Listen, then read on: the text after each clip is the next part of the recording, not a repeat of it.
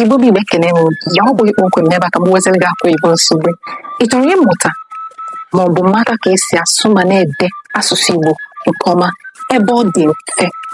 Akanyere ihe n'okpuru ebe ọ dị mfe iji gosi gị nọ ka anyị mere ka ọ dịrị gị mfe na-aga adịrị dara ma ọ bụ isiri gị tupu a gojesi ọgwụ. M ga-enye gị ọnwa 3 ka iji mụta ide ma na-asụ asụsụ Igbo ebe ọ dị mfe nke ọma.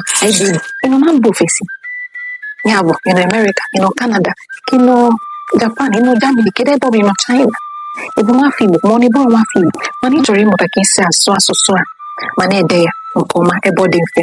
Now on this page, we'll combine both Igbo language and English for better understanding, assimilation, and communication of this beautiful language.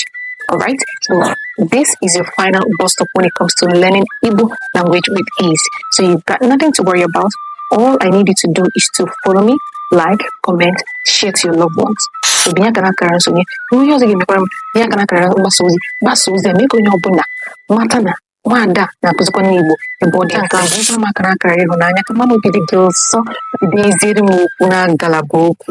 Ya bụ aha m bụ Oriakụ Oziọma Oluebube, onye ga-akụziri gị Igbo, asụsụ Igbo ma mee ka ịghọta ya ma dee ya nke ọma ebe ọ dị mfe.